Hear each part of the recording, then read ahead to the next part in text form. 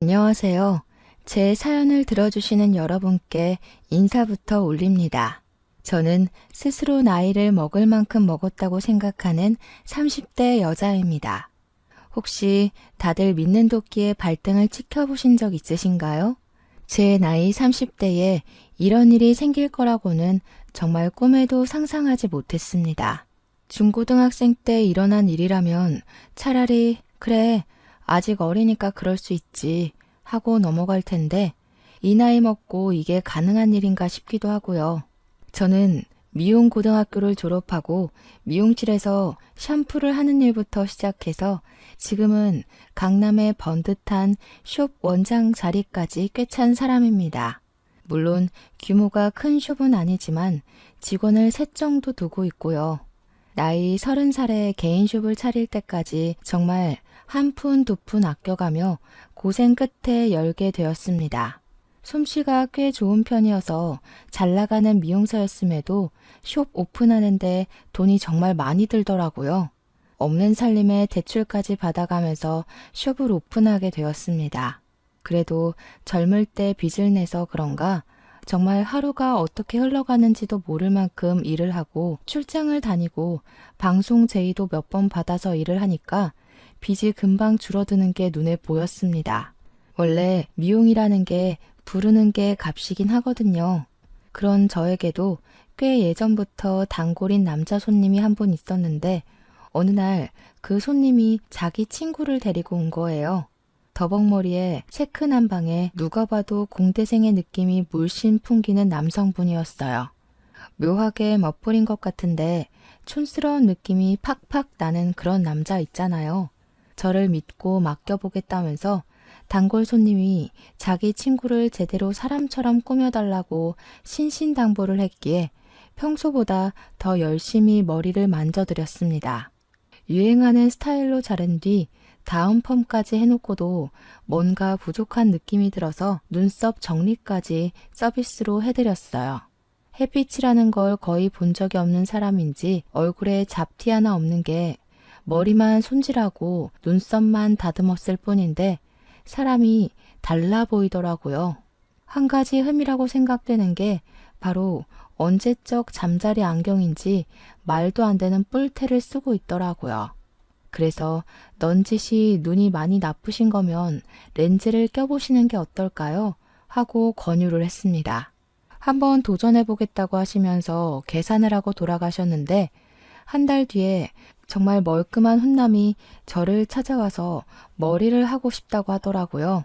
처음에는 못 알아보고 바로 해드리겠다고 했는데 자세히 보니까 단골 손님 소개로 왔던 그 친구분인 거예요. 뿔테 안경을 버리고 렌즈를 끼니까 정말 사람이 달라 보이더군요. 저를 향해 어떠냐고 물어보는데 새삼 너무 잘생겨 보이더라고요. 그래서 너무 멋있어지셨다고 진담을 섞어서 이야기를 했죠. 그랬더니 저한테 상당히 쑥스러워하면서 여기서 머리하고 난 이후에 여자들한테 번호를 줄줄이 따였대요. 자기 인생에 먼저 헌팅을 당해서 번호를 따인 적이 처음이었다면서 이야기를 하더라고요. 저한테 고맙다고 수줍게 이야기를 하는데 제가 웃으면서 좋은 사람 만난 거 맞냐고 여자친구 생겼냐고 물어봤죠. 저를 빤히 쳐다보더니 여자친구가 생긴 건 아니라면서 은근슬쩍 자기 어떤 거 같냐고 물어보더라고요. 그러면서 괜찮아 보이면 번호 좀 줄 수 있냐고 자기가 먼저 여자 번호 물어보는 건 처음이라고 했어요. 너무 저돌적으로 밀고 들어와서 저도 처음에는 당황했는데 생긴 것도 훈훈하고 외적인 이미지는 좋아 보여서 번호를 주었습니다. 자연스럽게 그날 이후부터 사적인 연락이 시작되었고 밖에서 커피도 마시면서 시간을 보내게 되었습니다. 그분은 저보다 2살이 많았는데 처음에 제가 예상했던 대로 대기업 IT 부서 연구실에 종사하고 있다고 하더라고요. 기술 개발 쪽이라고 했는데 제가 그 분야는 잘 몰라서 흘려들었거든요. 어쨌든 기계를 다루는 쪽이라고 했습니다. 어쩐지 체크 난방에서부터 공대생의 기운이 철철 흘렀다고 이야기를 하니까 막 웃더라고요. 원래 공대생들은 멋부릴 때 체크 남방을 즐겨 입는다면서 그게 그들만의 규칙이라고 하는데 솔직히 좀 충격 먹었습니다. 체크 남방, 제가 중학생 때나 유행했던 옷인데 그들만의 리그라고는 하지만 그게 멋부릴 때 입는 옷이라니. 아무튼 몇 번 만나보니까 사람이 쑥맥이긴 하지만 진중한 성격이었고 미래를 위해 차곡차곡 한 발씩 내딛는 그런 사람이더라고요. 저한테 멋없는 고백을 했고 저는 그 고백도 너무 잘 어울린다고 생각하고 연애를 시작하게 되었습니다. 저는 미용만 쭉 일관되게 외길 인생 걸어온 사람이라 유행에 상당히 민감한 타입이었거든요. 남자친구랑 연애를 시작하고 나서 이것저것 꾸며주고 다니기 시작했죠. 저는 아무래도 외적인 걸 상당히 신경 쓰는 타입인데 남자친구는 그런 부분에 완전히 무지한 초짜였어요. 옷도 유행하는 스타일로 싹 바꿔주고 매번 머리도 만져주고 제가 사람 하나 만들었다고 해도 모자라죠. 원래 훈훈하게 생긴 얼굴이었는데 스타일까지 멋들어지게 만들어주니까 어딜 가도 데리고 다니는 맛이 나더라고요.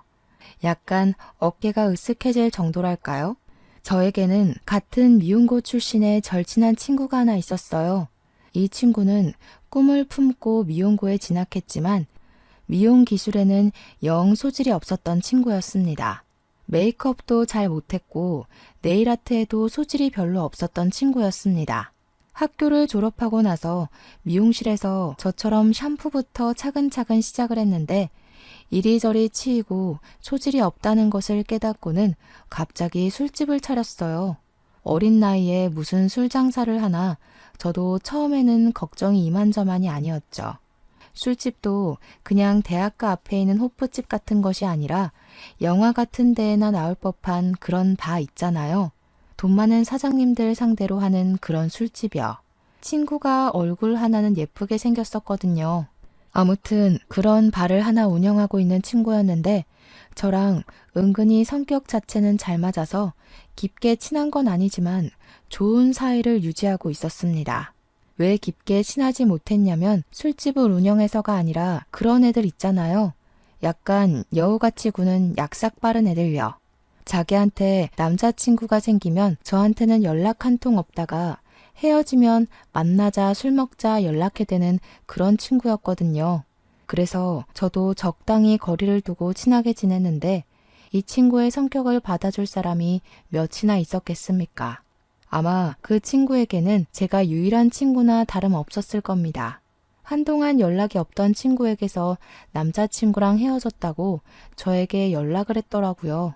그때 저도 남자친구랑 데이트를 하고 있을 때여서 남자친구랑 있다고 하니까 자기 술집에 놀러 오라고 하더라고요. 근데 그 술집이 분위기가 커플이 갈 만한 곳은 아니라서 어떻게 거절을 하나 하고 있는데 술을 공짜로 주겠다고 하지 않겠어요? 비싼 술만 취급하는 곳에서 공짜로 술을 준다고 하니까 저랑 남자친구는 거절하지 않고 갔죠. 제 남자친구를 보자마자 웬일로 이렇게 멋있는 남자를 만나냐고 옆구리를 쿡 찌르더라고요. 그동안 제가 남자 보는 눈이 별로 없어서 항상 쭉정이 같은 놈들만 만나왔었거든요. 친구가 이런 남자만 골라 만나기도 힘들겠다고 몇 번이나 저한테 잔소리를 했었고요. 저의 잘생긴 남자친구가 의외인 건지 궁금한 게 많더라고요. 어디서 만나게 된 거냐, 직업은 뭐냐, 연봉은 높냐 하면서 마치 부모님이나 물어볼 법한 질문들을 하는 겁니다. 제가 다 민망해서 그만하라고 이야기를 했는데 친구가 저한테 가만히 있으라고 하더라고요. 얘가 항상 오징어 같은 놈들만 만나서 제가 걱정이 돼서 그래요. 암만 그래도 고등학교 시절부터 친하게 지낸 친구인데 이런 질문은 할 수 있지 않아요? 야, 내가 언제 오징어 같은 놈들만 만났다고 그래. 내가 어련히 알아서 잘 만났으려고. 너 말 진짜 이상하게 한다. 제가 정색하고 이야기를 하니까 그제야 친구가 농담이지 농담 하더니 술 잘 먹고 데이트 잘 하다가 가라고 하더라고요. 어디 가게? 하니까 안쪽 테이블에 옆에서 클럽 운영하는 사장님이 놀러 오기로 했다고 그 자리에 가봐야 한다고 했어요. 나이를 먹어도 정말 한결같이 사는구나 싶어서 알겠다고 했죠. 저에게 그런 친구가 있다는 걸 남자친구가 어떻게 생각할지 몰라서 조금 부끄럽기도 했어요. 솔직히 그렇잖아요. 여자친구의 친한 친구가 술집을 운영하고 남자라면 사족을 못 쓰는 것처럼 행동한다고 하면 좀 수치스럽지 않겠어요? 그런데 제 남자친구가 순둥이인 건지 아니면 별 생각이 없는 건지 술집을 한번 쓱 둘러보더니 그러더라고요. 이런데 처음 와본다고 자기 친구들 중에는 별 사람이 다 있구나 하는데 그게 정말 신기해서 하는 말 같았습니다. 술집 하는 친구 있다고 편견을 가지면 어떻게 하나 싶었는데 신기하다는 식으로만 이야기하니까 한시름 마음이 놓이더라고요. 그만큼 제가 남자친구를 사랑하니까 잘 보이고 싶은 마음에서 우러나는 마음이었어요. 그날 이후로도 종종 친구네 술집에 가서 술을 얻어먹기도 하고 하면서 연애를 쭉 이어갔습니다. 1년을 훌쩍 넘긴 어느 시점에 친구가 갑자기 연락이 왔어요. 다짜고짜 자기 결혼을 할 거라고 하는데 저는 너무 놀라서 당장 만나자고 했죠. 분명 3개월 전에 마지막으로 친구네 술집에 갔을 때만 하더라도 결혼에 대한 언질은 전혀 없었거든요. 만나는 사람이 있었던 것도 몰랐으니까 갑작스러운 결혼 발표는 충격으로 다가오게 되었습니다. 누구랑 갑자기 결혼을 하냐고 물어보니까 마치 비밀이라도 말하는 듯 저에게 속삭였습니다. 바에 손님으로 드나들던 잘 나가는 사업가를 턱 물었다면서 만난 지 3개월 정도 됐는데 하루빨리 결혼하기로 했다고 하는 겁니다. 제가 마지막으로 바에 방문했던 시점쯤 남자친구가 생겼고 그래서 한동안 저한테 술집에 놀러 오라는 연락이 없었던 것이었죠. 저는 3개월 만에 속전속결로 결혼을 한다는 친구가 걱정이 되었고 너무 적게 만나고 결혼하는 거 아니냐고 조금 나무랐어요. 저만 해도 1년을 넘게 연애를 하고 있는데 어떻게 3개월 사람을 겪어보고 결혼까지 한단 말이냐고요. 그러니 저한테 바보같이 굴지 말라고 하면서 돈 많은 냄새가 나면 바로 물어서 결혼을 해야 하는 거라고 하더라고요. 지금 제 남자친구가 직장인이라는 걸 콕 집어 이야기를 하면서 그럴 때는 이 사람 저 사람 눈 돌려가면서 다 재보고 결혼해야 한다고요.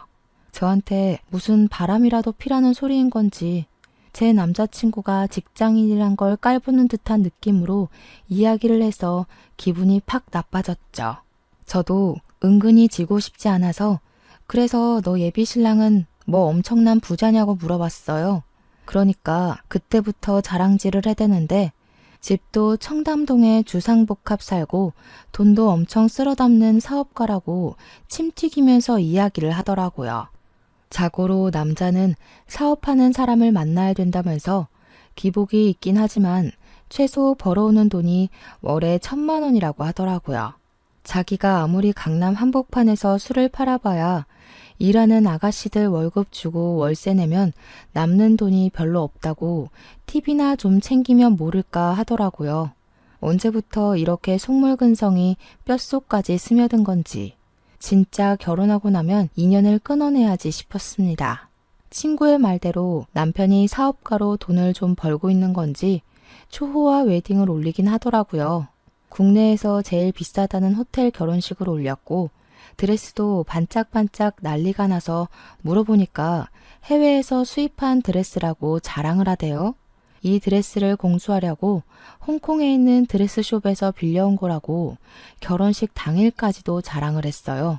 그렇게 돈 처바른 결혼식 치고 온 손님의 3분의 1이 술집에 드나들었던 사람이라는 게 아이러니했지만 행복해하니까 됐죠 뭐.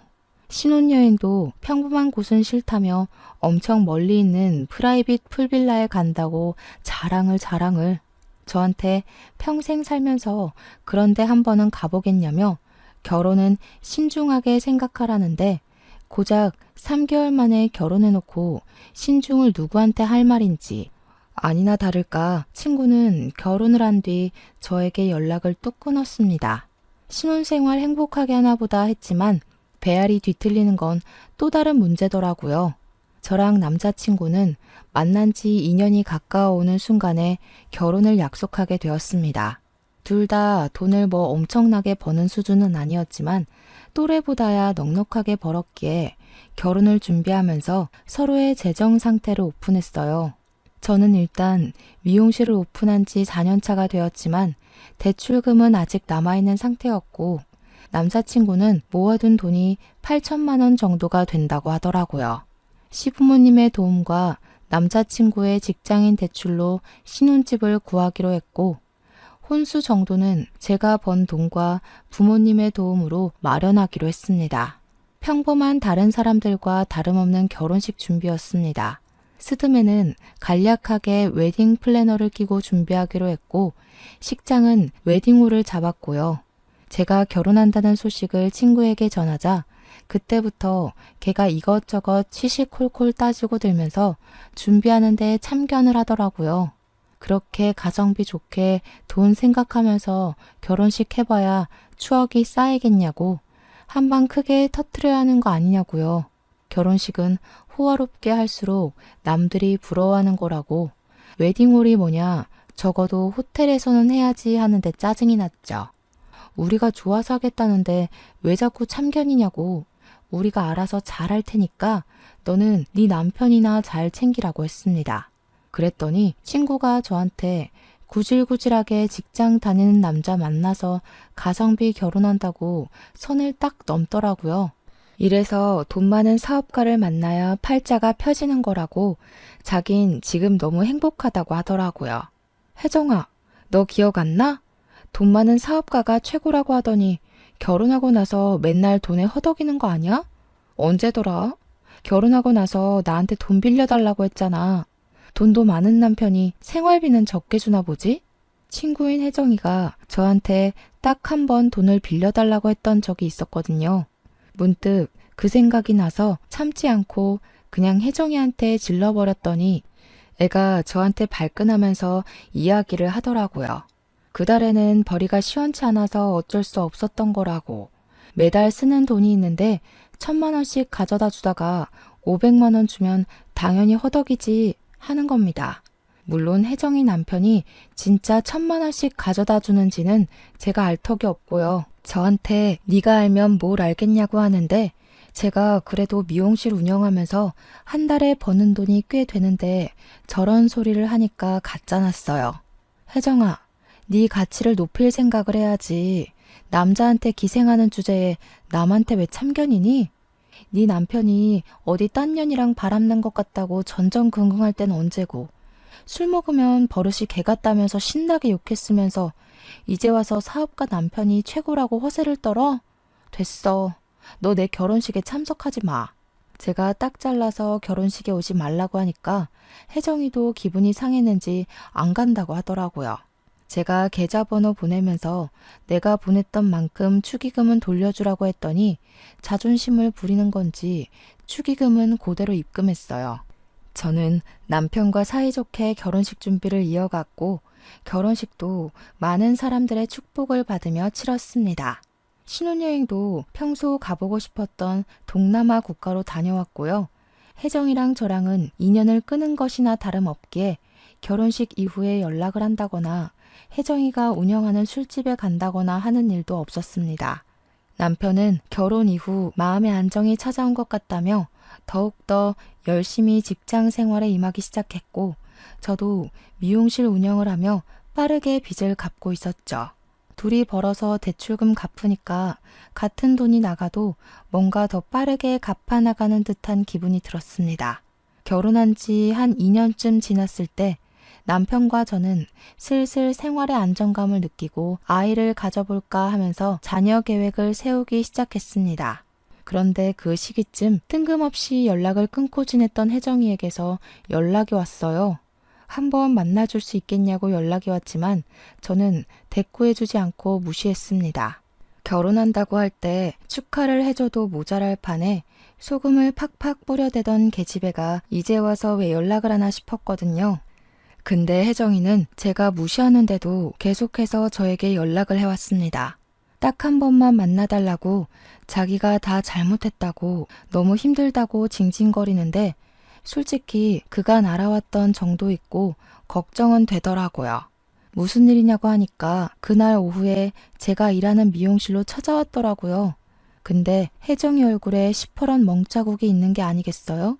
저는 깜짝 놀라서 혜정이 얼굴을 이리저리 살펴보았죠. 얼굴 왜 이래? 남편이 그랬어? 하고 물어보니까 그때부터 눈물을 왈칵 터뜨리는데 무슨 일인지 몰라도 일단 토닥여 주었죠. 혜정이가 엉엉 울면서 자기 죽고 싶을 만큼 힘들다고 해서 다 털어놔봐라 했어요. 혜정이의 남편의 사업이 갑자기 휘청거리기 시작하면서 빚이 생겨버렸대요. 혜정이한테 가게 보증금이라도 당장 내놓지 않으면 망하게 생겼다고 난리를 쳐서 가게도 정리하고 남편 빚 갚는 데 썼다고 하더라고요. 가게를 정리하고 나니까 수입이 전혀 없어졌고 돈이 없어 굶게 생겼는데도 남편은 허구한 날 술만 처먹고 다니더래요. 출근도 하지 않고 집에서 잠만 퍼질러 자길래 돈 벌어오라고 하니까 사업도 다 정리하고 빚만 남았다면서 술이나 먹고 살란다 하더라는 겁니다. 혜정이가 속이 터질 듯 답답해서 그럼 우리는 어떻게 사냐고 뭐 먹고 사냐고 하니까 남편이 혜정이 보고 술집이라도 나가서 돈 벌어오라고 했대요. 네가 가진 명품 가방만 팔아도 얼마겠냐고 사치를 그렇게 하니까 빚이 생기는 거 아니겠냐고 혜정이 탓을 하더랍니다. 돈 팍팍 벌어다 줄 때 적금이라도 꾸준히 부었으면 이렇게까지 힘들지 않았을 거라고요. 친구한테 손찌검을 한 것도 모자라서 당장 나가서 돈 벌어오라고 내쫓았다는 거예요. 혜정이 남편이 자기한테 손찌검을 한 것 자체가 너무 충격적이라 이혼을 하겠다고 이야기를 하니까 더 심하게 굴었다고 합니다. 혜정이 부모님이 일찍 돌아가셔서 혜정이를 돌봐줄 가족도 없었거든요. 혜정이 남편이 혜정이 보고 부모도 없이 술집에서 일하던 거 거둬줬더니 기어오른다고 막말을 하면서 자존심을 짓밟았대요. 결국에는 진단서 끊고 이혼 소송을 걸었는데 남자 쪽에서 위자료 내놓으면 이혼해주겠다고 적반하장으로 나온다고.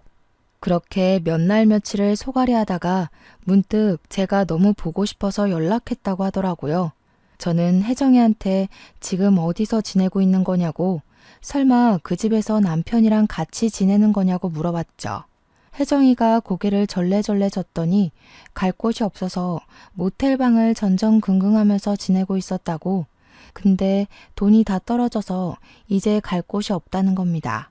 그 말까지 들었는데 제가 어떻게 모른 척을 할 수 있겠어요? 남편에게 대충 이야기를 하고 집에 데려왔죠. 남편이 불편한 기색을 내비치긴 했지만 성품 자체가 모질지 못해서 그런 건지 며칠만 지내게 해주자고 하더군요. 저희가 쓰지 않는 작은 방이 있어서 나중에 아이 생기면 주려고 한 방이거든요. 그 방을 치워서 혜정이에게 쓰라고 했더니 고맙다면서 몇 번이고 고개 숙여서 인사를 하더라고요. 자존심 하나는 하늘을 찌르던 계집애가 저렇게 풀이 확 죽어서 나타나니 마음이 쓰이긴 하더라고요. 다음날 날이 밝자마자 이혼 전문 변호사를 만나러 나간 애가 저녁에 술에 취해서 들어왔더라고요. 어디서 이렇게 술을 먹고 들어온 거냐고 하니까 혜정이가 딱 한 잔만 더 마셔주면 안 되냐고 하대요. 속이 상해도 엄청 상했나 보다 싶어서 한 잔만 같이 하자고 남편은 먼저 자러 들어가고 저는 혜정이랑 술을 마셔주었습니다. 전 남편이랑 이혼 소송 중인데 전 남편이 배임 및 횡령으로 구속 수감이 되었다는 거예요. 이혼 자체는 쉽게 될 것 같다면서 한숨을 푹푹 쉬며 이야기를 하다가 자기 신세가 처량하게 느껴진 건지 또 막 울더라고요. 그런 혜정이를 다독여주다가 저도 술이 많이 취한 건지 깜빡 거실에서 잠이 들고 말았어요. 근데 갑자기 남편이 뭐야? 하면서 소리를 지르더라고요. 그 소리에 놀래서 잠에서 깼죠. 안방으로 가니까 남편이 어이가 없다는 듯이 침대 옆자리를 보고 있는데 혜정이가 떡하니 누워있는 게 아니겠어요?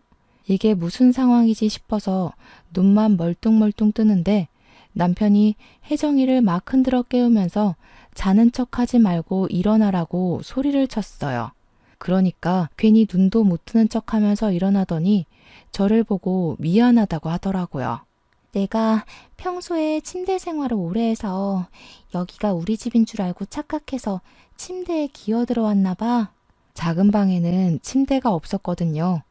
술 취해서 헷갈렸다고 미안하다고 이야기를 하는데 찜찜했지만 어쩌겠어요.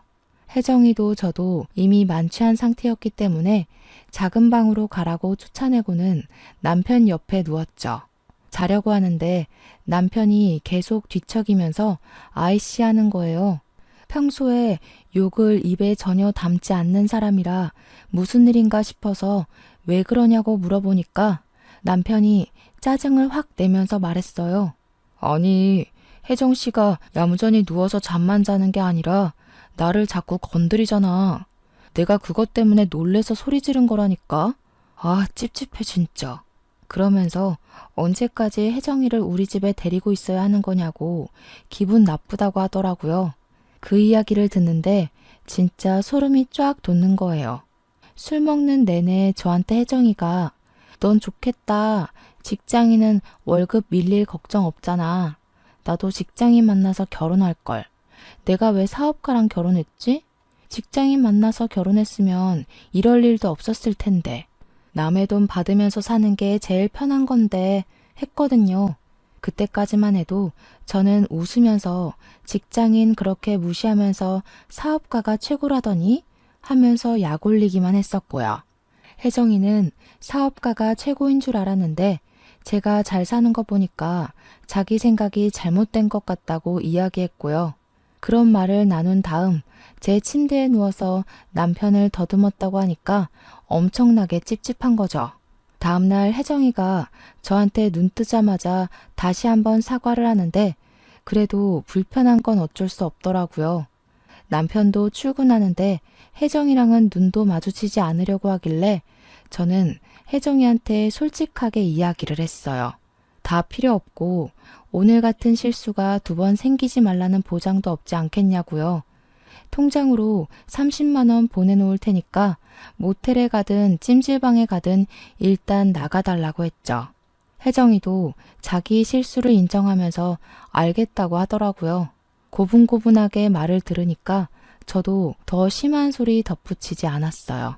그 길로 집을 나간 혜정이는 결국 술집을 운영할 때 알았던 다른 술집을 운영하는 사장님 밑에 들어가서 일을 시작하게 됐다고 했습니다. 그 사장님의 도움으로 원룸도 하나 얻을 수 있게 돼서 잠자리는 해결되었다고 했어요. 그래도 술판만큼 실적대로 돈을 받아서 생활한다고 하니 다행이라고 했습니다. 그렇게 또 몇 개월이라는 시간이 흐르게 되었습니다. 남편이랑 흐지부지 되었던 아이를 갖자는 이야기를 다시 한번 꺼냈어요. 우리도 더 이상 미루면 안 될 것 같다고 이야기를 꺼냈는데 남편이 뜨뜨미지근하게 반응을 하더라고요. 저는 남편의 반응이 이해가 되지 않아서 왜 그러냐고 양가에서도 아이를 기다리고 있는 것 같다. 싫으면 싫다고 말을 해달라고 했습니다. 아이 계획이라는 게 저 혼자만 세워서 될 문제는 아니었으니까요. 그러니 남편이 하는 말이 자기 머리에 원형 탈모가 생긴 걸 혹시 알고 있냐고 묻더라고요.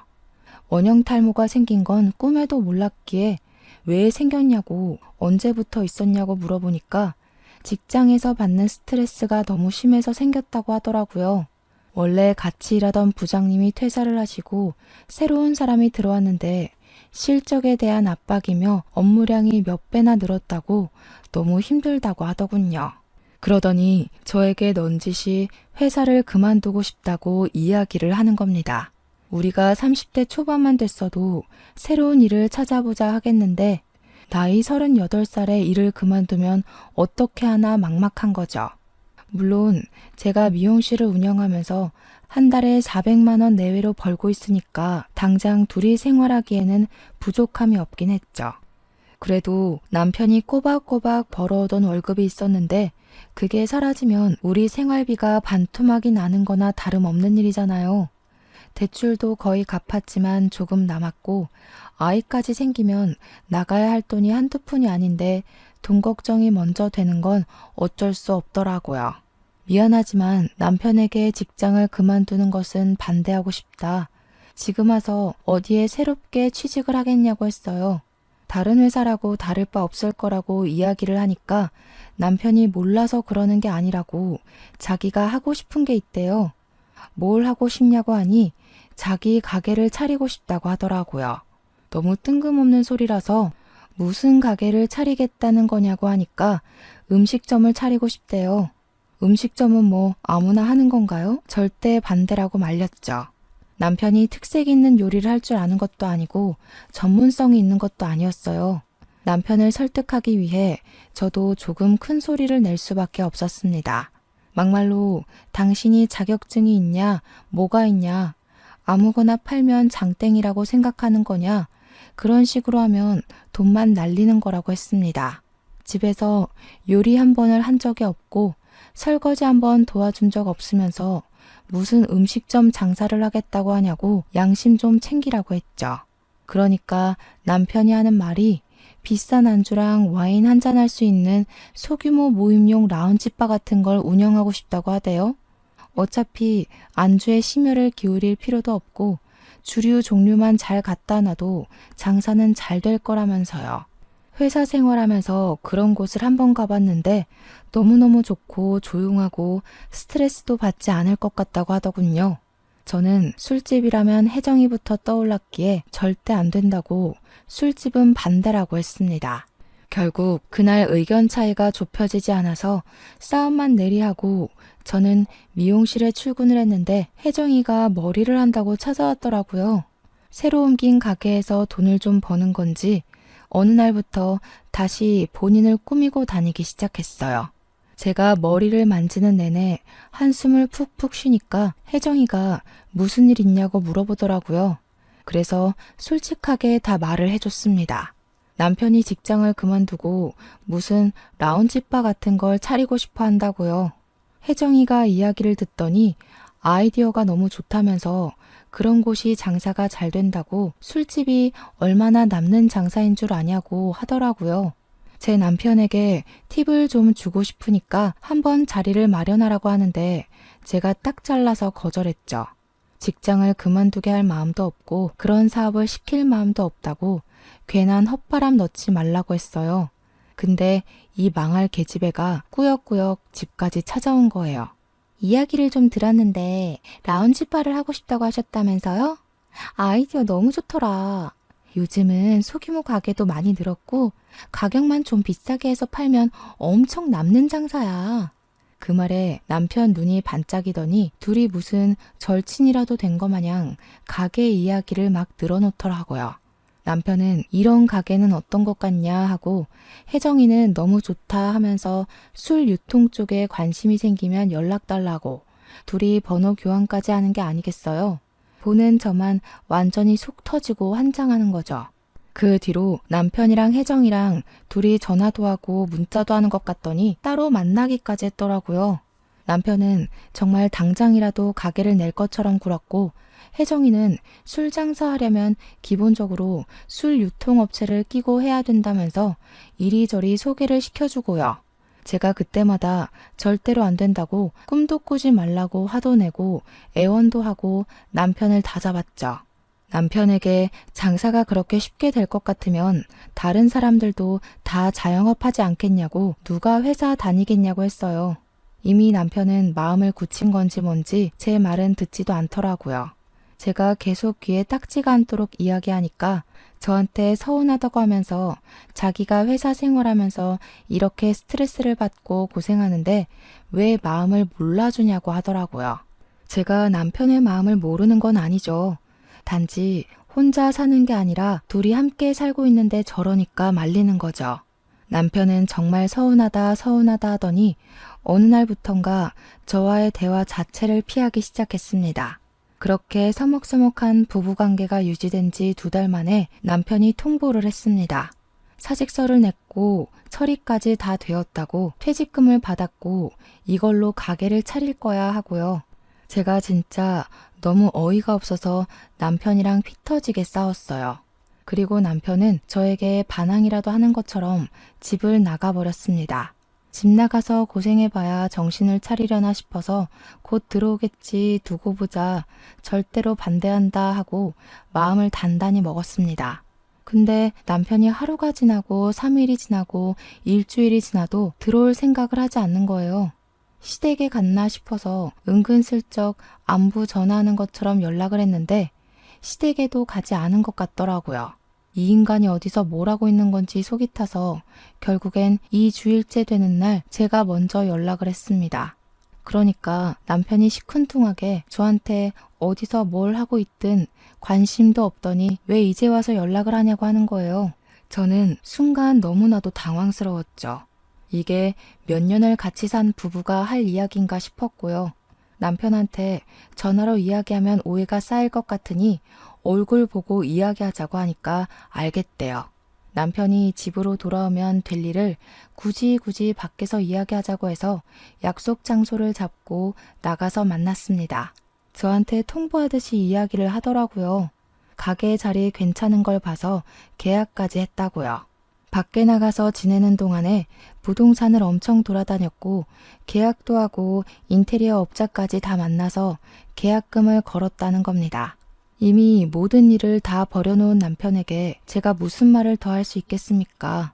제가 입을 꾹 다물고 아무 말도 하지 않자 남편은 저에게 너무나도 실망했다며 이야기를 이어나갔습니다. 자기가 원형 탈모까지 왔다고 회사 일이 힘들어 죽겠다고 하는데도 어떻게 돈돈거릴 수가 있냐고요. 한동안 생각 정리가 필요할 것 같아서 며칠 더 밖에서 지내겠다고 통보를 또 하더라고요.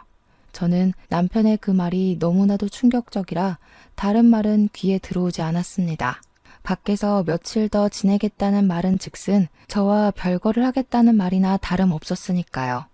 속으로 저도 자책을 많이 했죠. 돈돈거릴 게 아니라 남편의 마음을 좀 더 헤아렸어야 하는 건가 싶어서요. 그렇게 남편이 집을 나간 지 한 달하고도 2주일이 더 지났을 때 저는 아주 충격적인 일을 겪게 되었습니다. 남편이 없는 집이 너무나도 공허하고 쓸쓸해서 오랜만에 혜정이나 볼 겸 술을 잔뜩 사들고 혜정이가 사는 원룸에 찾아갔어요.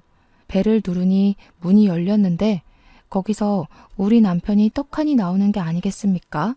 배달 음식이라도 시킨 거였는지 지갑을 열면서 나오던 남편이 저를 보고 놀래더라고요. 남편은 러닝 셔츠 차림에 트렁크 팬티만 입은 채로 굳어 있었어요. 저는 남편의 행색을 보고 이게 지금 무슨 일인가 싶어서 둘이 뭐 하는 거냐고 물어봤죠. 제가 문을 열고 들어가니 혜정이도 잔뜩 굳은 채로 저를 바라보고 있더라고요. 너무 어이가 없어서 집에 신발도 벗지 않고 들어가서 혜정이의 머리채를 잡아 낚았습니다. 그러니 남편이 저를 말리면서 그만두라고 소리를 치는 게 아니겠어요. 이게 무슨 상황인가 어질어질했죠. 남편이 혜정이를 꽉 끌어안으면서 저에게 소리를 쳤어요. 혜정이 뱃속에 지금 내 아이가 있다고. 그만둬. 아이라니? 지금 이게 다 무슨 소리야? 그러니 혜정이가 미안하다고 하면서 이야기를 하더라고요. 그러니까 남편이 집을 나간 날 혜정이를 만났고 그날 혜정이네 집에서 잠을 자게 된 것이었습니다. 제가 연락도 하지 않고 찾지도 않으니 그대로 둘이 같이 지내기 시작한 거예요. 저는 계속 식당은 안 된다고 반대만 하는데 혜정이는 다 잘 될 것 같다면서 응원을 해주니까 혜정이에게 빠져들게 된 거죠. 저를 만나서 생각 정리를 해야겠다고 한 것도 혜정이가 임신한 사실을 알게 되어서 혜정이 옆에 있으려고 술을 쓴 거였어요. 둘 다 저한테 미안하다고 하면서 운명의 상대를 이제야 만난 것 같다고 하는데 말이 안 나오대요. 하룻밤 사이에 덜컥 임신을 했는데 이게 운명의 상대가 아니면 뭐겠냐고 임신 8주 됐다고 하더라고요. 그러면서 남편이 저에게 이혼을 하자고 위자료로 5천만 원을 주겠대요. 네가 돈이 어디 있어서 나한테 5천만 원을 주겠다는 거야? 우리 아파트 정리하면 훨씬 더 나올 거야. 그거 너 다 가져. 대신 우리 깔끔하게 이혼만 하자. 저는 뒤도 돌아보지 않고 그 집을 나와 저의 집으로 돌아왔습니다. 한 3일은 내리 울기만 했던 것 같아요. 깊은 배신감에 치를 떨다가 정신을 차리기 시작했죠. 돈도 개뿔 없고 일도 때려치운 백수새끼 제가 데리고 살아서 뭐하나 하는 생각을 주입하기 시작했어요. 횡령 및 배임으로 구속 수감되어 있다는 친구의 전 남편이 생각나서 교도소로 찾아갔습니다. 그러다 아주 뜻밖의 사실을 알게 되었어요. 둘의 이혼 소송이 아직도 마무리가 되지 않았더라고요. 재산 분할과 위자료 싸움으로 이혼 마무리가 되지 않고 개싸움 중이라고 하는 게 아니겠습니까? 그래서 저는 모든 사실을 말해주었죠. 혜정이가 지금 제 남편의 아이를 임신했어요. 저는 상간녀 소송 걸기로 마음먹었으니까 그쪽도 소송 뒤집으세요. 그 말에 혜정이 전 남편은 변호사를 통해서 혜정이가 먼저 바람을 피웠고 자기한테 이혼하자고 뒤집어 씌운 거라고 말을 바꿨습니다. 뱃속에 있는 아이가 그 증거라고 하니 혜정이 측에서도 반박할 수 없게 되었죠. 결국 소송판 자체를 뒤집어 엎어서 없던 일로 만들어버린 겁니다. 한마디로 남편과 혜정이는 호적으로 묶일 수 없는 사이가 된 거죠. 무려 남편의 아이를 임신했음에도 불구하고요. 저는 차근차근 주변 정리를 시작했습니다.